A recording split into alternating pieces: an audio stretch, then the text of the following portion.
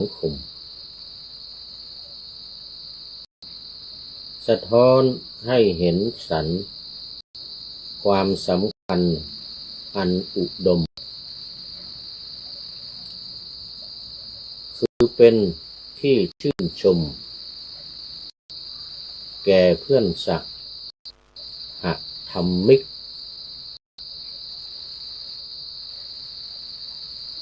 เป็นเกียรติแก่อารามพุทธธรรมศาสนิกได้รับ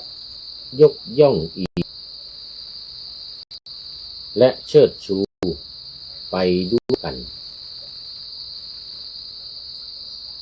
เป็นกำลังใจดีที่ได้รับพระราชทานสมณศักดิ์นั้นนับเป็นการรับรองความรู้ความสามารถของสงฆ์ที่ครองเกียรติคุณงามเป็นขวัญในการทำศาสนกิจต่อไปเป็นพระมหากรุณาคุณอันยิ่งใหญ่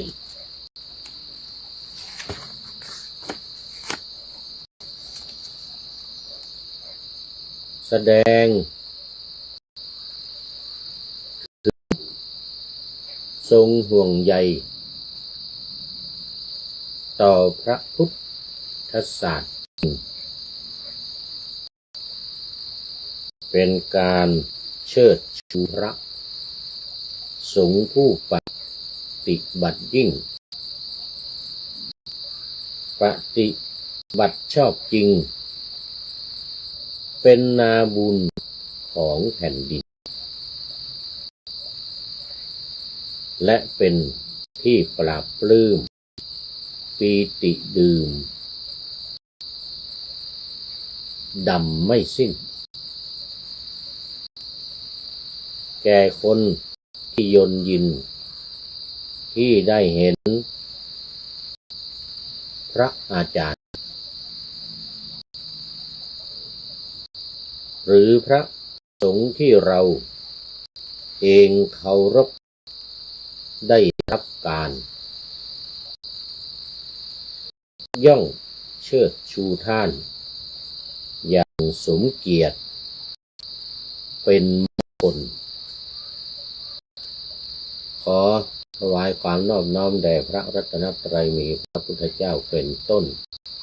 ขอถวายความเคารพพระมหาเถระพระเถรานุเถระเจ้าคณะพระสังฆาธิการทั่วโลกมีพระเดชพระคุณพระธรรมเสนาบดีเจ้าคณะภาค7พระธาตุดอยสุเทพเป็นต้นและขออำนวยพรแด่ท่านฟังท่านผู้ชมสาธุชนพุทธบริษัททั้งหลาย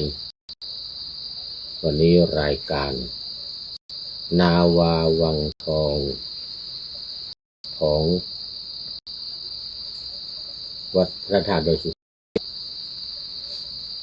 ออกอากาศทางสถานีวิทยุพระพุทธศาสนาแห่งชาติและจริยธรรมพระธาตุดอยสุเทพ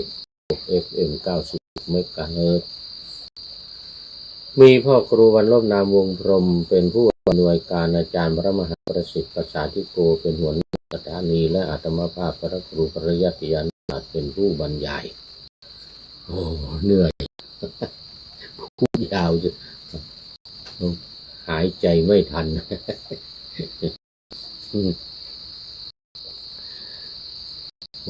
ออกอากาศเวลา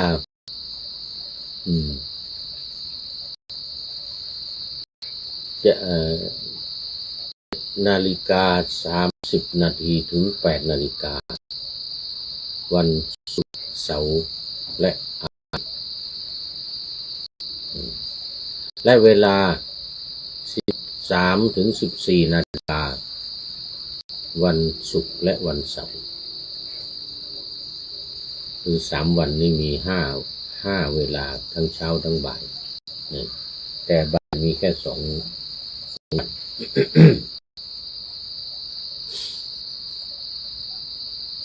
สถานีวิทยุเพื่อการศึกษาพระพุทธศาสนาและวัฒนธรรมฝายหินตำบลสุเทพอำเภอเมืองจังหวัดเชียงใหม่มีพระครูสมุวิสุวัตวรกิจโจเจ้าอาวาสวัดฝายหินเป็นผู้อำนวยการนำออกอากาศวันพุธเวลา 17-18 นาฬิกา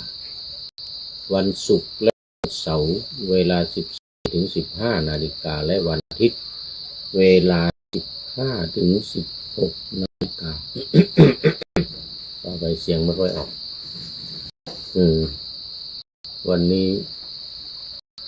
ครึ้มฟ้าครึ้มฝนตกไม่ใช่ครึ้มธรรมดา ก็เลยรู้สึกว่าเป็นหวัดมันก็ยังไม่หายดีตั้งแต่กลับมาจากต่างประเทศนี่หลายเดือน 6-7 เดือนมานี่นะ ยังเป็นหวัดยังไอกินยาหลายขนาดแต่ก็ยังไม่หายดีแค่บรรเทาบรรเทา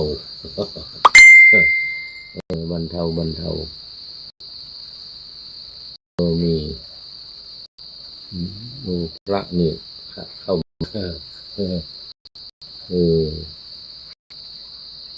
สาธุ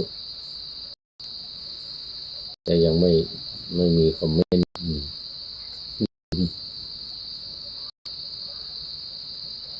สาธุมาอันนี้ก็บันทึกเสียงล่วงหน้ามา4 วันวันนี้เป็นวันที่4 5 6 7วันที่7รายการจึงจะออกอากาศทางสถานีวิทยุดังกล่าวขออภัยที่เรื่องราวประกอบหรือประชาสัมพันธ์อะไรมันก็อาจจะล้าสมัยคือมันเลยเวลานะสำหรับท่านผู้ฟังทางวิทยุนะต้องขออภัยเพราะว่าวันนี้บันทึกรายการเนี่ยวันนี้มันเป็นวันที่4อยู่แล้วเหตุการณ์อะไรต่างๆเนี่ยก็จะล้าสมัยสำหรับท่านผู้ฟังทางวิทยุต้องขออภัยเป็นอย่างยิ่ง สาเหตุที่ต้องบันทึกล่วงหน้าหลายวันนี้ก็เพราะจะให้ความสะดวกแก่ทีมงานการเขาเรียกว่าทีมงานการถ่ายทำหรือทำต่อรายการเนี่ยนะหลายหน่อยเพื่อความสะดวกต่อแอดมิน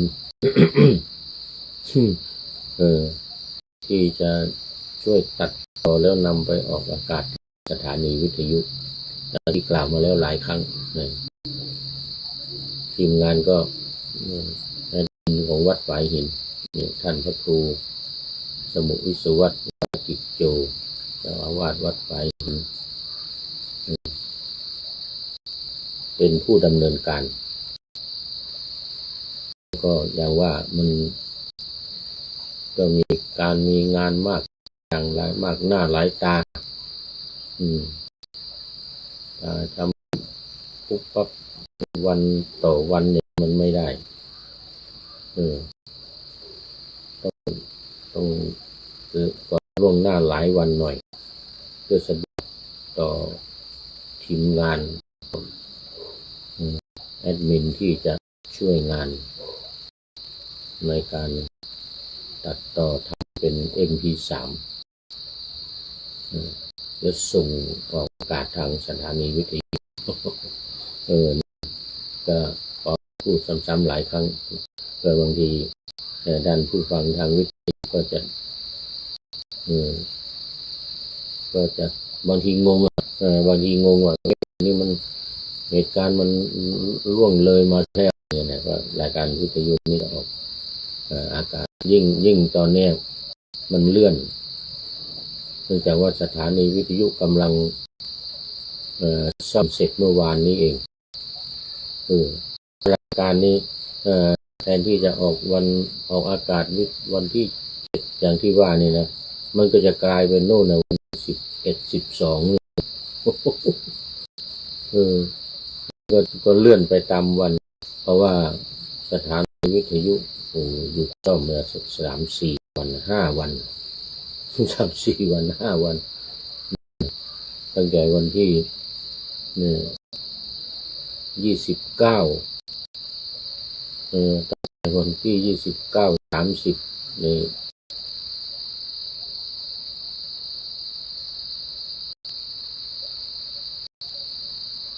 ถูกละ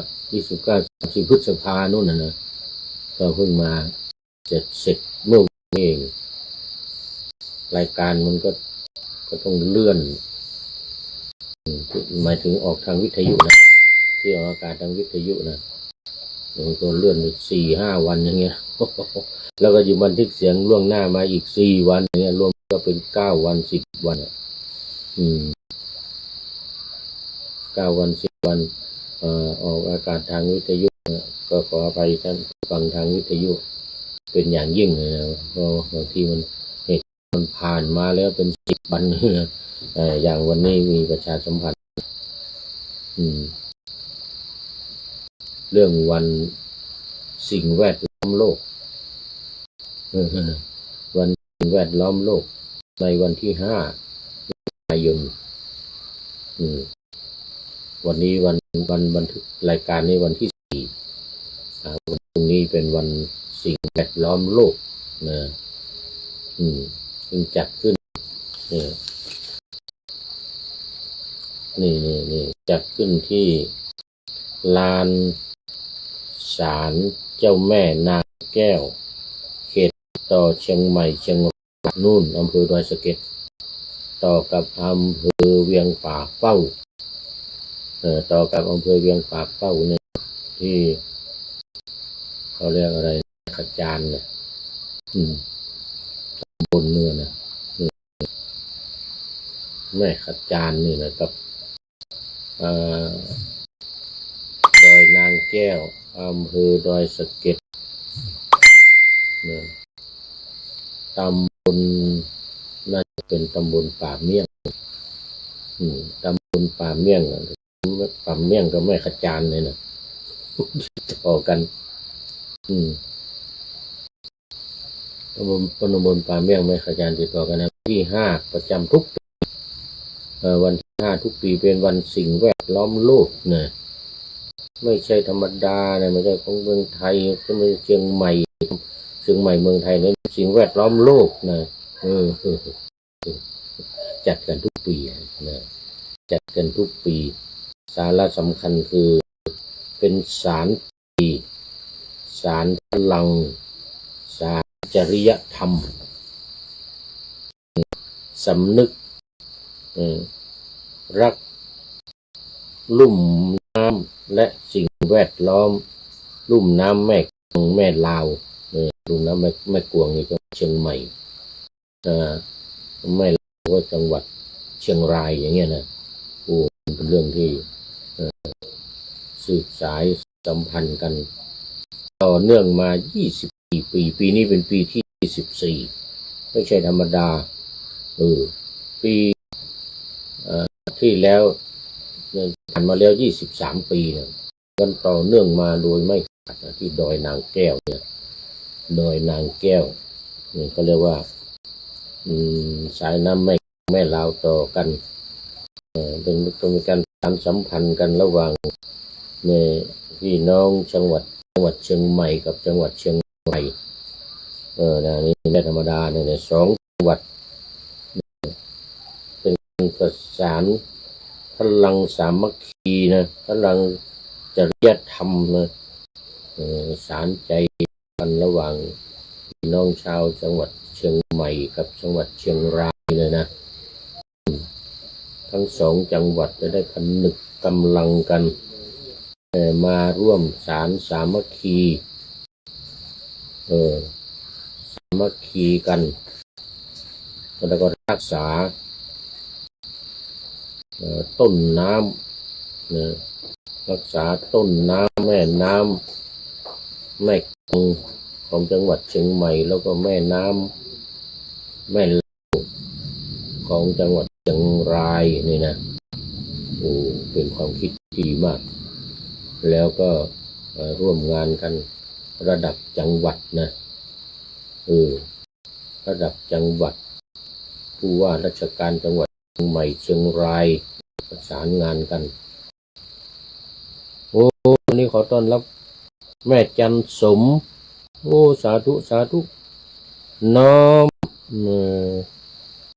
กราบสาธุโอ้เป็นอย่างยิ่งนึกว่าจะพูดให้ผีฟังแน่ๆวันนี้จะพูดให้ผีฟังเพราะมันดึกแล้วเนี่ยเมื่อกี้ก็ใกล้จะ3 ทุ่มเริ่มรายการเนี่ย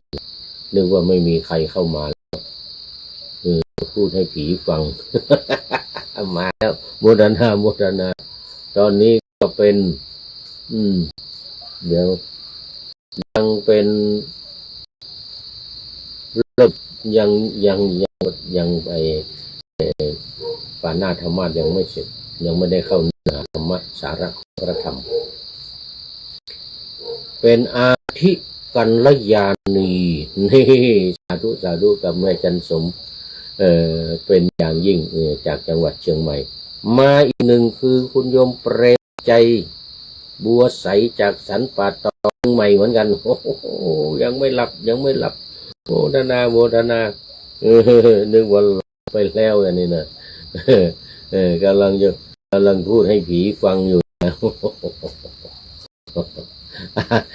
นาเป็นอย่างยิ่งเป็นอาทิกัลยาณีเลยทีนี้นี่มีความงามในเบื้องต้นเรียกว่ามีศีลมีธรรมศีล 5ศีล 8ก็ไปจตุปริสุทธิศีลนุ่นของทั้งพระทั้งเนรฆราวาสญาติโยมจตุปริสุทธิศีลนี่มีปาติโมกข์สังวรอินทรีย์สังวรสำหรับญาติโยมทุกคนพุทธบริษัทของเรานะมีอินทรีย์สังวรสำรวมอินทรีย์6ตาหูจมูกลิ้นกายใจอย่างนี้นะเรียกว่าอาทิกัลยาณังมีความไพเราะมีความงามในเบื้องต้นอาทิกัลยาณเหมาะสมวันนี้คุณแม่จันสมแล้วก็โยมเปรมใจทางเชียงใหม่วันนี้ต่างจังหวัดยังไม่มีนึกว่ามันดึกแล้วต่างจังหวัดก็น่าจะไม่มีแล้วเนี่ยโอ้ไม่เป็นไรโมทนา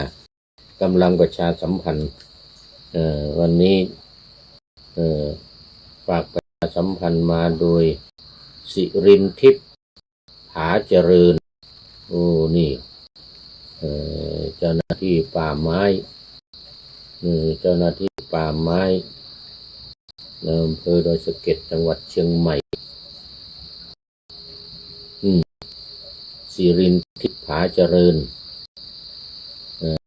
ฝากประชาสัมพันธ์เรื่องวันสิ่งแวดล้อมโลก5 มิถุนายน 2569คือวันพรุ่งนี้ขอท่านผู้ฟังทางวิทยุนะ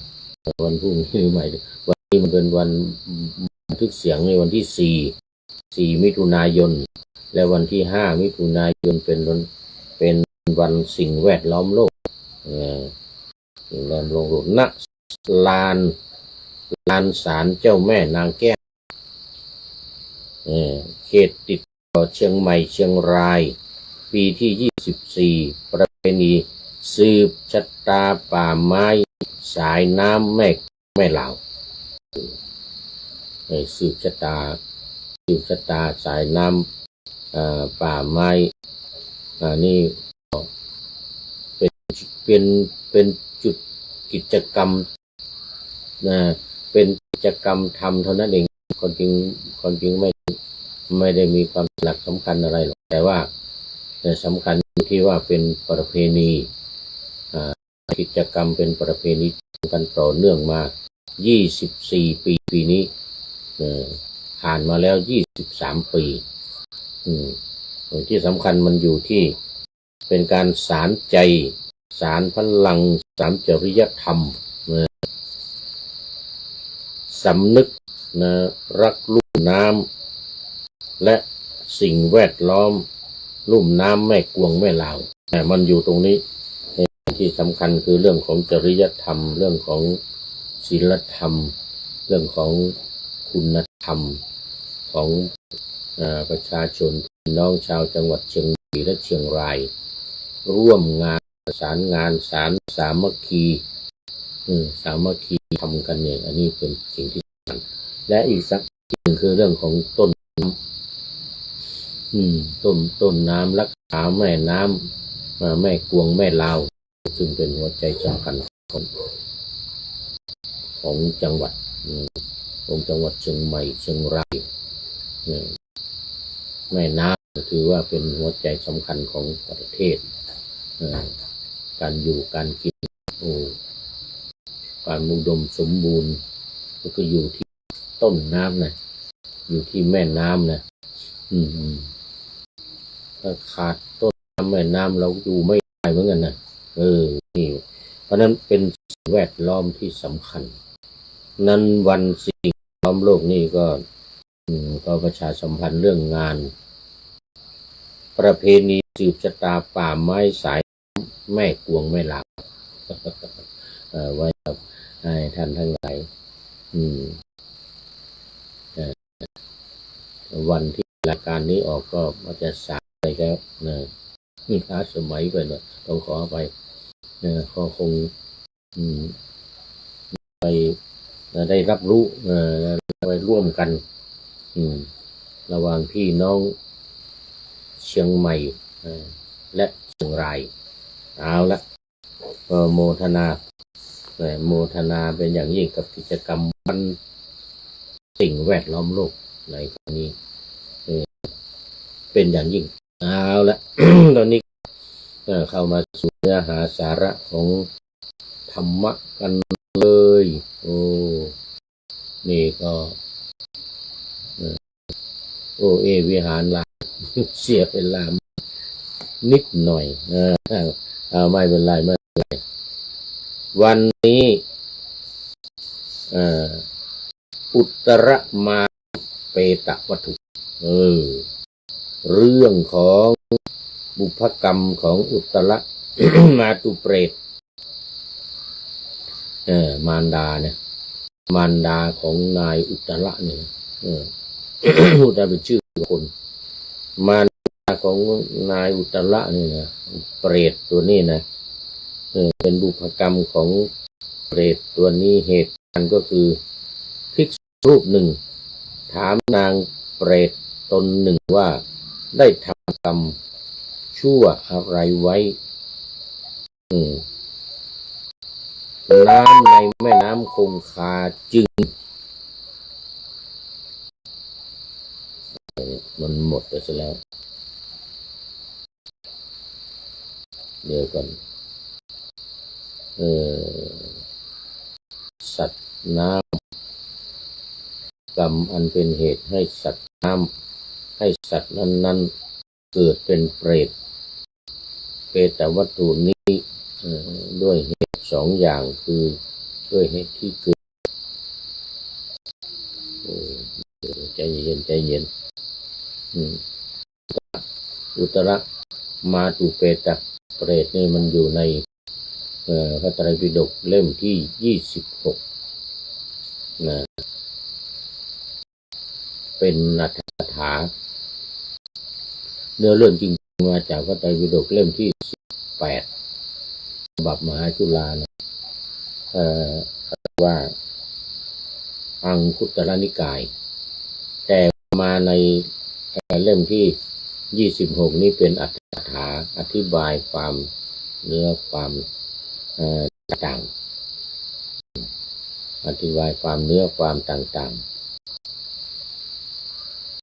ๆว่าด้วยบุพกรรมของอุตรมาตุเปรตเหตุการณ์ที่ภิกษุรูปหนึ่งภิกษุรูปหนึ่งถามนางเปรตตนหนึ่งว่าได้ทำกรรมชั่วอะไรไว้น้ำในแม่น้ำคงคาจึงกลายเป็นเลือดแก่เปรตตนนั้นโอ้แม่น้ำในแม่น้ำคงคานี่กลายเป็นเลือดเลยนะสำหรับเปรตตัวนี้ดื่มกินโอ้โหไม่ใช่เรื่องธรรมดาใช่แล้วเนี่ยไม่ใช่ธรรมดาใช่แล้วรายการนางวาวังทองของเรานี่จะเน้นเรื่องของบุพกรรมนะเรื่องผลกรรมที่ทำแล้วในชาตินี้เราละไปแล้วเนี่ยคำว่าเปรตคำว่าเปรตนี่แปลว่าที่ละไปแล้วจากโลกนี้ไปสู่โลกหน้าไปเป็นเทพธิดาไปเป็นนรกนู่นอยู่ในโลหะกุมพีนรกก็มีเน้นให้คนเราเนี่ยทำกรรมดีทำคุณงามความดีมีทานมีศีลมีภาวนาเนี่ยนะเป็นหลักการสำคัญของพุทธบริษัทเราทานให้ทานเสียหลักcharity เนี่ยนะdonation อะไรต่างๆนี่นะเป็นพื้นฐานที่สำคัญสำหรับที่จะพาเราไปสู่นรกหรือไปสู่สวรรค์ในภพหน้าในภาคหน้าหลังจากที่ละไปแล้วเป็นเปรตไปเป็นเปรตก็คือเป็นผู้ที่ละไปแล้วนี่แหละไม่ใช่อะไรมันจะเป็นน่ากลัวอะไรมากมายที่มันน่ากลัวก็เพราะว่าตอนที่อยู่เป็นมนุษย์เป็นคนเนี่ยไม่ได้ทำความดีเอาไว้แต่ทำความชั่วทำไม่ดีมันก็ดึงมันน่ากลัวอยู่ตรงเนี้ยที่ว่าคำว่าเปรตนี่นะมันน่ากลัวอยู่ตรงที่ว่าตอนที่อยู่เมืองคนเนี่ยเป็นมนุษย์เนี่ยมนุษย์มนาเนี่ยนะไม่ได้ทำบุญกุศลไม่ให้ทานไม่ได้รักษาศีลไม่ได้เจริญเมตตาภาวนาสมถะกรรมฐานวิปัสสนากรรมฐานไม่รู้เรื่องไม่ได้กระทำไม่รู้ขี้รู้ตดอะไรก็ตายไปนี่ก็ตายไปเป็นสัตว์นรกเนี่ยเป็นเปรตอยู่ในขุมนั้นขุมนี้เป็นอสุรกายเป็นอะไรวินิบาตนู่นแต่อย่าลืมคนที่ทำความดีมีศีลมีธรรมมีทานการให้ทานมีการรักษาศีลเจริญภาวนาเนี่ยไปสู่สวรรค์นะนี่เรื่องมันนะเป็นเทพบุตรเป็นเทพธิดาเรื่องที่นำมาเสนอเนี่ยไม่ใช่เฉพาะสัตว์นรกอย่างเดียวบางทีเทพบุตรอยู่ในสวรรค์อยู่ในวิมานโอ้โหสวยงามเลิศเล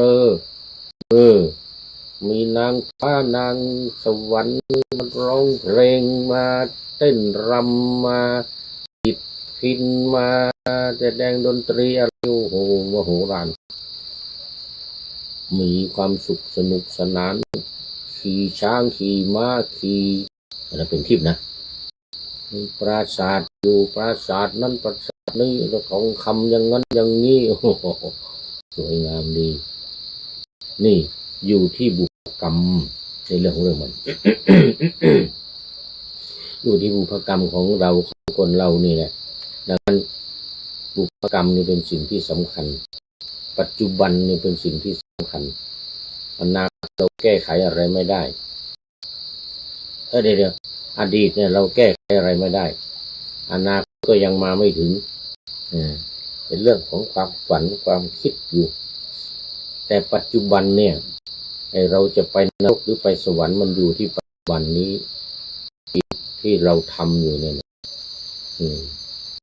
อย่างผงจื้อประเทศจีนเนี่ยเขาบอกว่าถ้าจะดูอนาคตของเราเนี่ยนะก็ให้ดูกรรมคือการกระทำในปัจจุบันนะผงจื้อปรัชญาจีน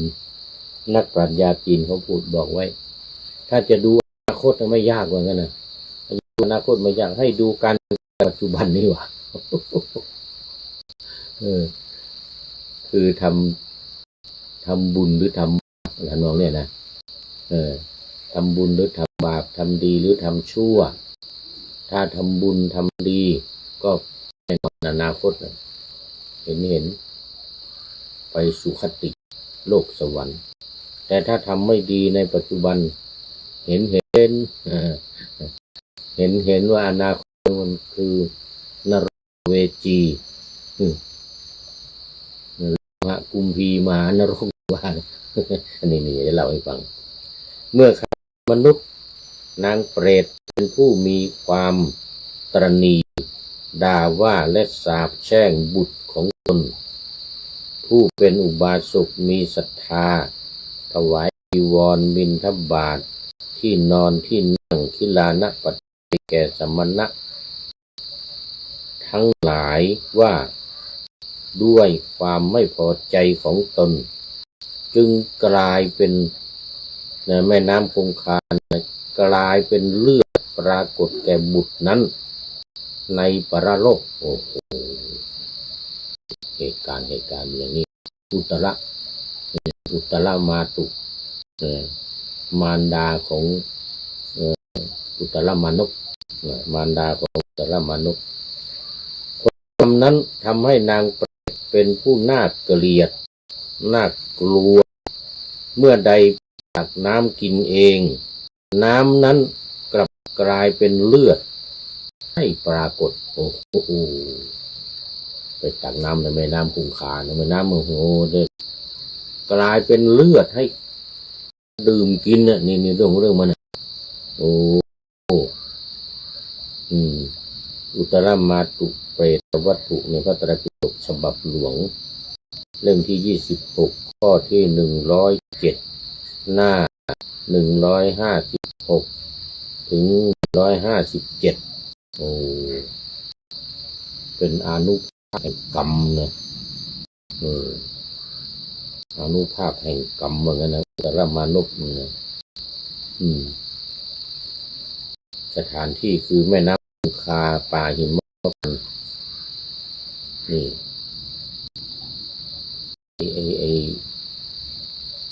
จุดสำคัญคือวาจาคือพูด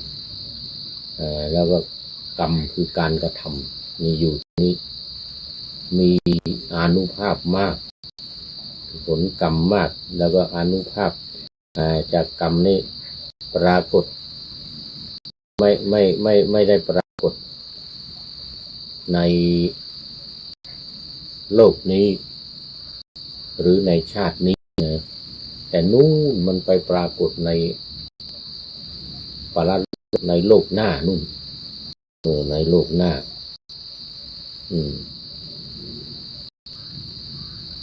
นี่ก็เรียกว่าสำคัญนะจุดสำคัญที่เราจะต้องพึ่งพาอาศัยหรือบำเพ็ญกระทำ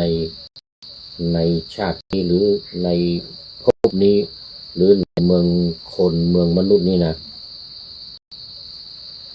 พระพุทธรัตนะเจดีย์พระบรมสารีริกธาตุพระอุเทสิกเจดีย์นะนี่เขาเรียกว่าเป็นรัตนะพุทธรัตนะคือพระพุทธเจ้าที่เราจะต้องเคารพนับถือสักการะบูชารัตนเจ เจดีย์แก้วบรมสารีริกธาตุของหลวงพ่อเจ้าที่บรรจุในที่ต่างๆอย่างวัดพระธาตุดอยสุเทพเรานี่มีนี่บรมธาตุดอยสุเทพของเรานี่มีพระบรมสารีริกธาตุที่แบ่งมาจากวัดสวนดอกแล้วก็มาบรรจุอยู่ที่นี่เรากราบบูชาสักการะวันอย่างวัดพระธาตุดอยสุเทพตอนเช้าตอนเย็นว่าพระธาตุอยู่ทุกวันเนี่ยถ้าวันพระก็ประทักษิณเวียนเทียน3 รอบเรียนพระคุณหลวงพ่อพระธรรมเสนาบดีนำพระภิกษุสงฆ์มเณรอุบาสกอุบาสิกาศรัทธาญาติโยมนักท่องเที่ยวทั้งหลายที่มาเที่ยวมาชมนะถ้าทำการสักการะบูชานี่นะสุวรรณเจติยังนี่นะเกสาวรามัทลุงคังวรัญญธาตุงสุเกวนามะกังนี่เป็นต้นนี่นะทุกวันตอนเช้าตอนเย็นทุกวันแล้วก็วันพระนี่ประทับเวียนรอบทุกวันนี้เขาเรียกว่าเป็นบรมสารีริกธาตุรัตนเจดีย์อุเทกะเจดีย์นี่คือพระธรรมคำสอนที่พระพุทธองค์ตรัสไว้แสดงไว้ในพระไตรปิฎกในอัตถกถาอะไรต่างๆเนี่ยที่เราได้ศึกษาเราเรียนกันนี่แหละก็เรียกอุเทสิกะเจดีย์ศึกษาเราเรียนประพฤติปฏิบัติตามพระธรรมสอนขององค์พระบวรสัมมาสัมพุทธเจ้าของเรานี่แหละนี่เรียกอุเทสิกะเจดีย์นั่นนี่พุทธรัตนะธรรมรัตนะนี่ก็คือพระไตรปิฎกนี่เสียงจริงสมจริงเหมือนรายการพระไตรปิฎกลอยของเรานี่นะพระไตรปิฎกนานาชาติพระธรรมสัมมนาธรรมพระธรรมยอดธรรมเพื่อการหลุดพ้นหรือระบบธรรมต่างๆซึ่งอยู่ในพระไตรปิฎกเราศึกษากันอย่างรายการของเราเนี่ยนะรายการพระไตรปิฎกลอยฟ้าเราก็จะนี่เราธรรมะในพระไตรปิฎกนี่มาลอยฟ้าท่านผู้ฟังทั้งหลายท่านผู้ชมทั้งหลายได้ชมทางเฟซบุ๊กไลฟ์หรือได้ฟังทางวิทยุอะไรก็ตามเนี่ยอันนี้แหละเรียกว่าผลกรรมในปัจจุบันที่เราอยู่ในโลกนี้เป็นกระจกส่องให้เราเห็นว่าอนาคตเราจะเป็นยังไงอนาคตเราจะเป็นยังไงจะเป็นสุขจะไปสุขติหรือไปทุกขติอยู่ที่กรรมคือการกระทำพระพุทธศาสนาเรานี่เชื่อกรรมเลยเชื่อกรรมคือการกระทำนี่แหละเป็นสิ่งที่สำคัญธรรมรัตนะสังฆรัตนะธรรมวินัยสังฆภาวนาอาจริยธรรมโครงการถวายพระไตรปิฎกสร้างพระอริยสืบพระศาสนาก็คือการปฏิบัติธรรมเพื่อบรรลุเป็นอริยบุคคลนี่เขาเรียกว่าสร้างพระสงฆ์สร้างอริยสงฆ์ให้สืบทอดพระศาสนาพระโสดาบันสกทาคามีอนาคามีหรือเป็นอรหันต์ก็ยังได้ตามที่โอกาสตามความสามารถของแต่ละคนที่พึงทำได้เราส่งจากโครงการอะไรต่าง อย่างโครงการบรรยายธรรมทางวิทยุทาง Facebook ไลฟ์ YouTube อะไรต่างๆเหล่านี้นะเรานี่เป็นเขาเรียกว่าเนี่ยเป็นส่งเสริมการที่จะให้คนทำความดีในปัจจุบันคนที่ได้รับฟังรายการได้ความคิดแล้วก็นำพิจารณานำไปปฏิบัติสร้างกรรมในปัจจุบันเนี่ยให้ดีแล้วจะเห็นอนาคตในภพหน้าในชาติหน้าในปรโลกว่าจะเป็นสวรรค์หรือจะเป็นนรกเนี่ยนะมันอยู่ที่กรรมคือการกระทำของเราเนี่ยเหมือนปรัชญาคงคือว่าเนี่ยถ้าจะดูในอนาคตอยากให้ดูกรรมในปัจจุบันของเราดูกรรมการกระทำในปัจจุบันเหมือนนางเปรตที่เล่าให้ฟังเนี่ยนางเปรตมารดาของอุตรมานพเนี่ยในเปตวัตถุอันนี้หลักสำคัญการปฏิบัติธรรมพุทธวิธีการปฏิบัติธรรมระบบปฏิบัติธรรมแสงญาณสิ่งที่สำคัญคือระบบการปฏิบัติธรรมรายการทางวิทยุทางเฟซบุ๊กของเรานี่จะมีรายธรรมะหลังธรรมวัดเย็นจะมีหลักการทางพระไตรปิฎกหลักสำคัญคือนำการปฏิบัติธรรมหรือแม้แต่รายการนาวาวังทองของเรานี่นะนาวาวังทองของเรานี่ก็จะแสดงหลักในการปฏิบัติตามโครงการทางสู่การตื่นรู้ของสำนักพระราชวังซึ่งสืบเนื่องมาจากสำนักศึกษาธรรมโดยธรรมนาวาจังหวัดเชียงราย ของพระเดชพระคุณท่านเจ้าคุณพระราชยานวชิระชิโนภาสวิปัสสนาธุระนี่ทางเรื่องของปฏิบัติธรรมเนี่ยพุทธวิธีในการปฏิบัติธรรมเนี่ยจากพระไตรปิฎกนี่แหละจากพระไตรปิฎกนี่รายการนาวาจากพระไตรปิฎกก็กลายมาเป็นนาวาวังธรรมนาวาวังเป็นโครงการจากสำนักพระราชวังเรานี่นะซึ่งมีหลักการ4วิธีนำหัวใจสำคัญในทางการปฏิบัติจากพระไตรปิฎกเลย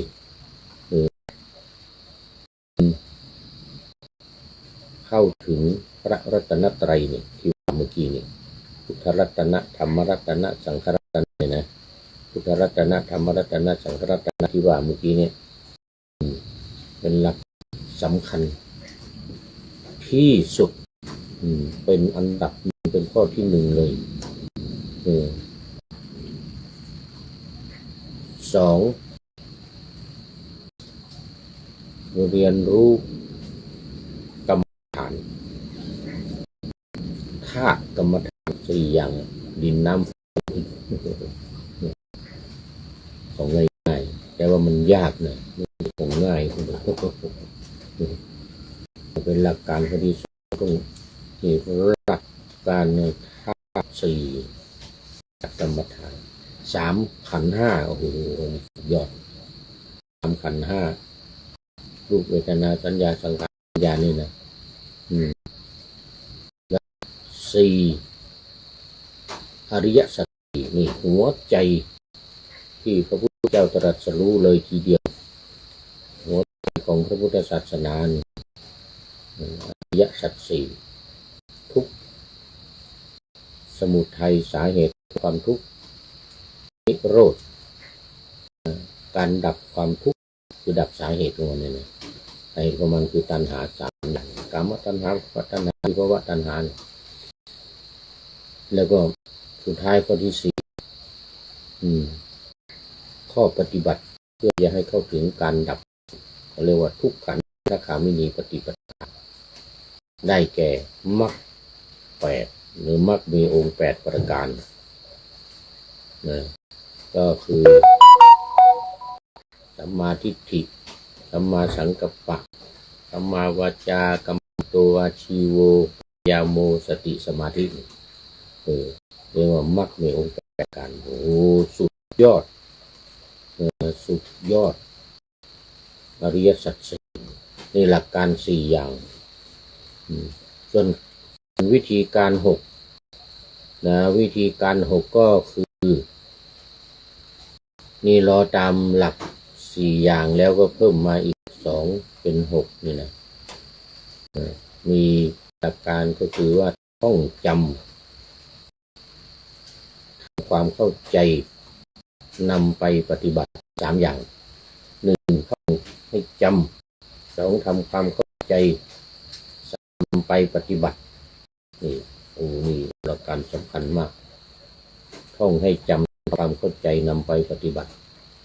อย่างข้อที่1พระรัตนตรัย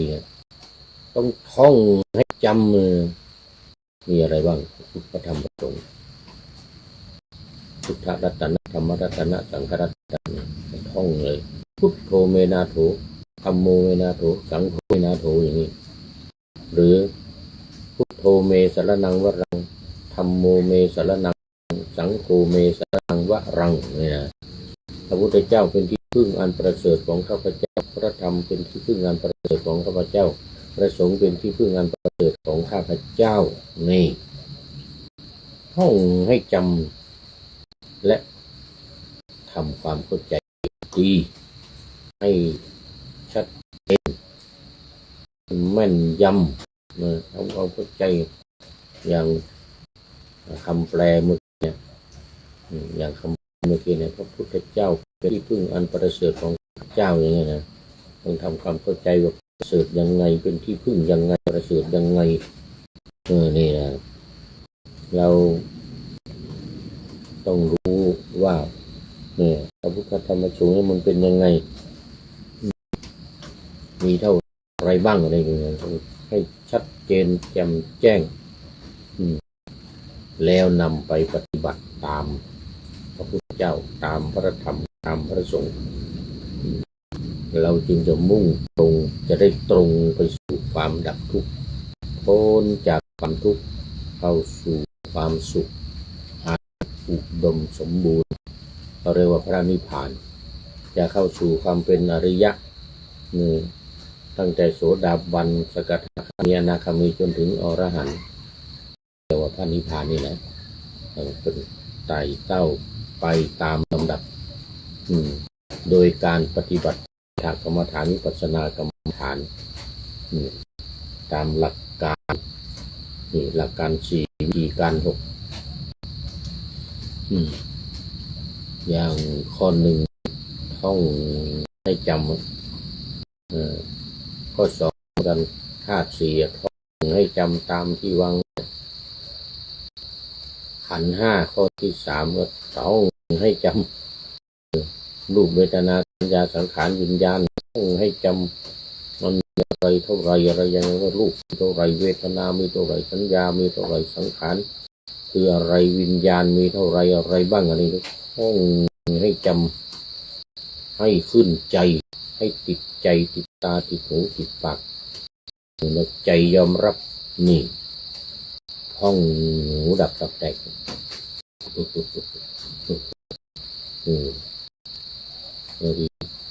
ธาตุ4ขันธ์5แล้วก็อริยสัจ4นี่ท่องนี่ท่องจำนี่เรื่องมันเพิ่มข้อหนึ่งท่อง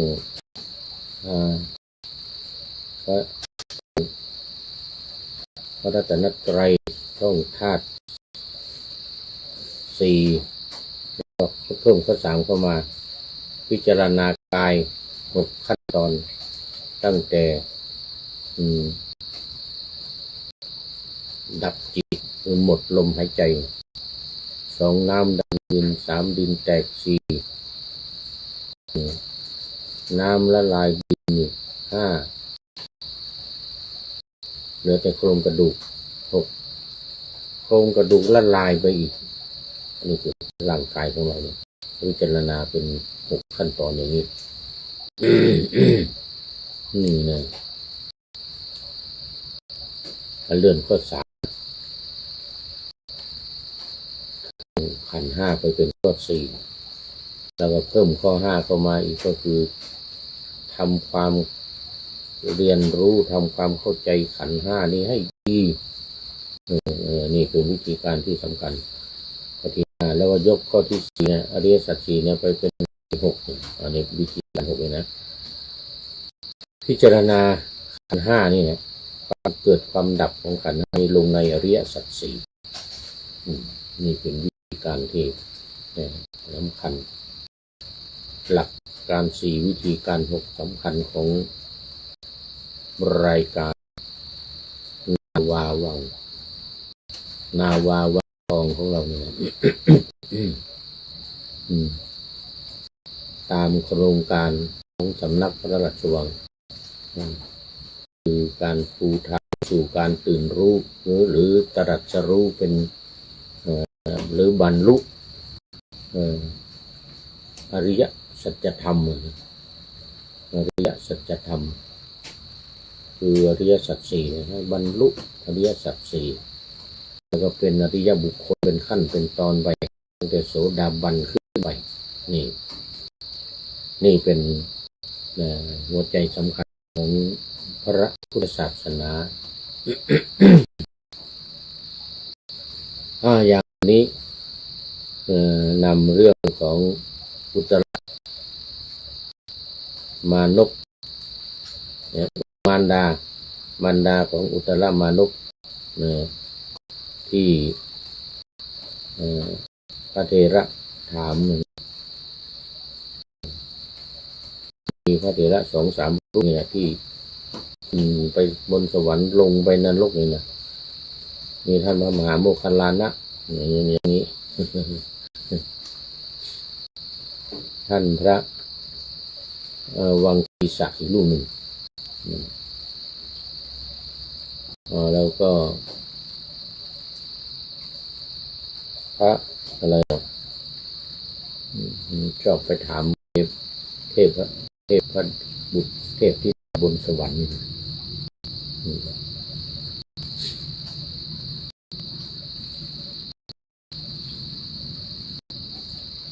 แล้วก็ลงไปนรกอย่างภาคเหนือเรานี่ก็มีพระมาลัยพระมาลัยนี่ก็เป็นตำนานของทางภาคเหนือเรานี่นะเป็นพระอรหันต์เหมือนกันไปนรกไปสวรรค์นู่นไปหาพระศรีอริยเมตไตรบนสวรรค์พระมาลัยไม่ใช่ธรรมดานะลงไปนรกเนี่ยไปดูไปเห็นสัตว์นรกอย่างไรนำมาเล่าให้กับเราขณะยังมีเราทำมาลัยพูดอย่างนี้ภาคเหนือเรายังมีทำมาลัยพูดภาคมาลัยจะสัตว์นรกอย่างนี้เป็นต้นเพราะฉะนั้นอุตรมาตุเปตะวัตถุวันเราได้ศึกษาเกี่ยวกับของมารดาของอุตรมานพที่ว่าทำกรรมอะไรไว้พอเกิดเป็นเปรตจะดื่มน้ำทีเนี่ยไปตักเอาน้ำเนี่ยกลายเป็นเลือดก็จะเป็นต้องดื่ม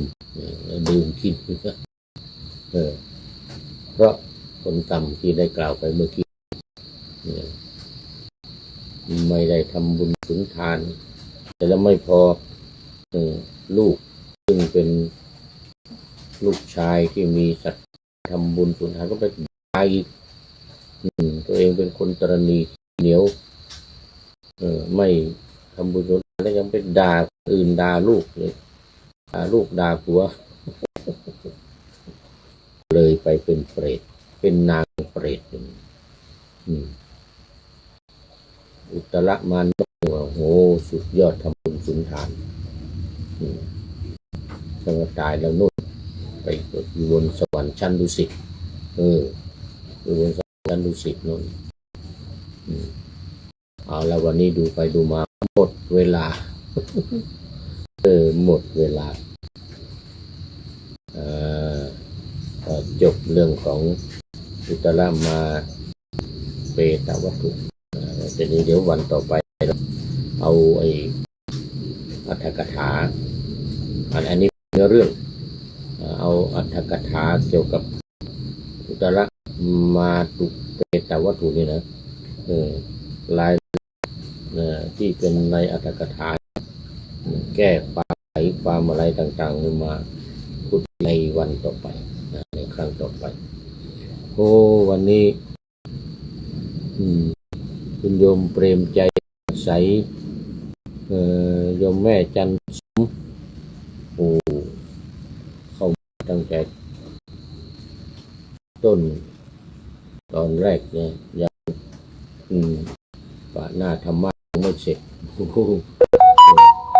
แต่อาทิกัลยาณีเนี่ยผ่านมาเป็นมัชเชกัลยาณีผู้มีความงามท่ามกลางแล้วก็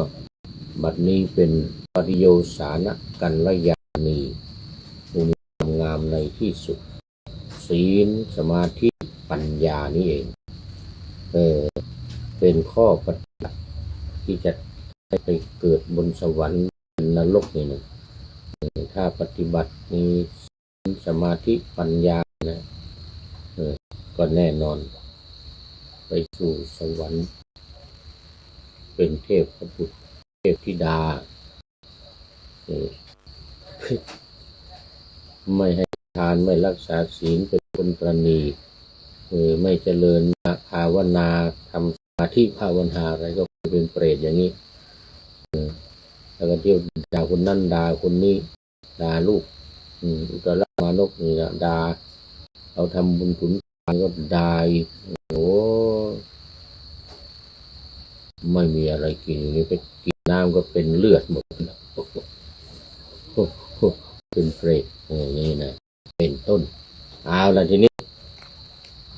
โมทนากับญาติโยมทุกท่าน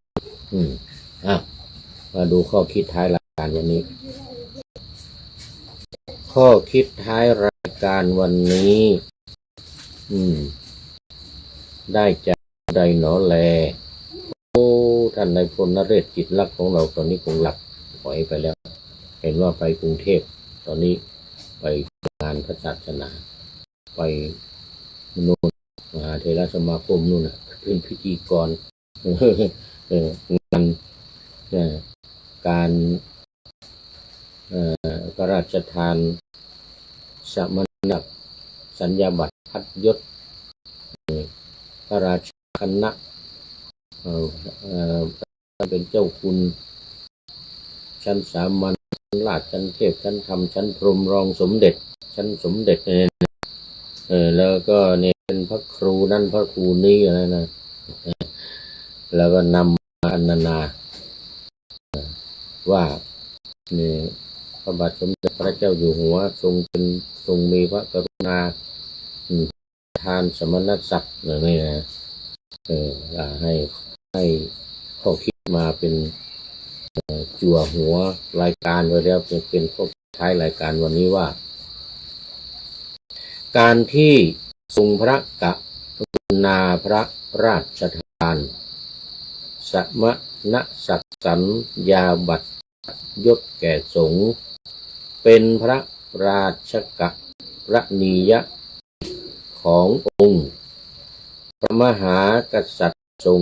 เป็นเอกอัครศาสนูปฐมภพประเสริฐเพื่อชูเชิดพระสงฆ์ผู้บำเพ็ญประโยชน์อยู่ ต่อพุทธศาสนาและสังคม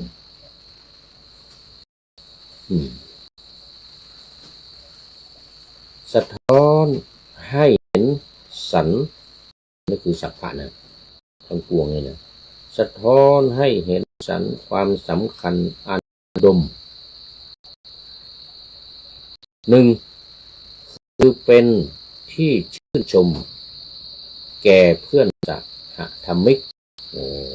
ธรรมิกปฏิบัติธรรมร่วมกันนะคณะสงฆ์นี่นะสองเป็นเกียรติแก่พราหมณ์พุทธธรรมศาสนิกคือทั้งวัดวาอารามทั้งพุทธศาสนิกชนทั้งธรรมะในพระพุทธศาสนาไปด้วยกันเลยนะได้รับยกย่องอีกและเชิดชูไปด้วยกัน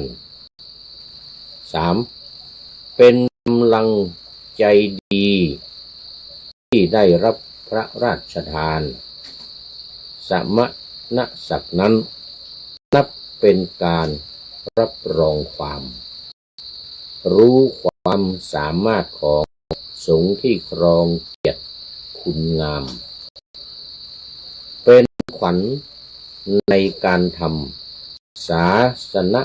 กิจต่อไปผู้เป็นพระผู้ข้อ 4เป็นพระมหากรุณาคุณอันยิ่งใหญ่แสดงถึงทรงห่วงใย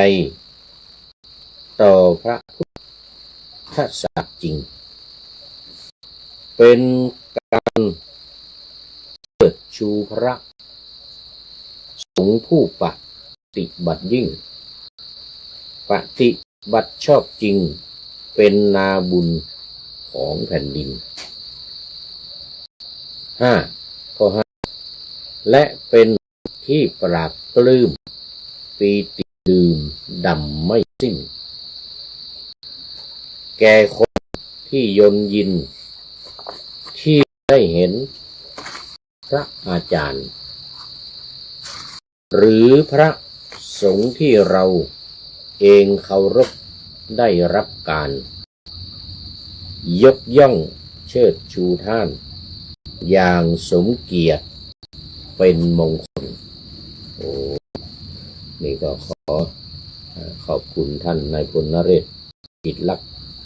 ในนาทีนี้เป็นอย่างยิ่งที่ให้ข้อคิดไว้ในท้ายรายการนาวาวัง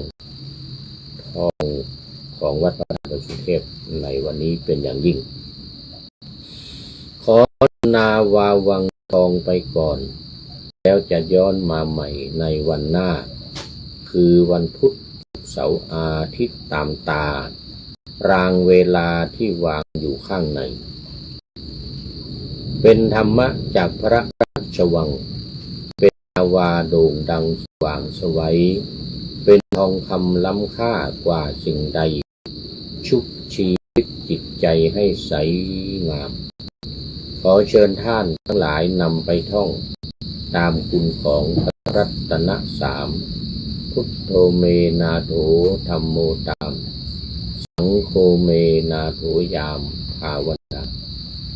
ว่าบ่อยๆซ้ำๆจำในจิตจนมันติดในใจไม่หายหน้านอนนั่งยืนเดินจำทุกเวลาตั้งแต่ตื่น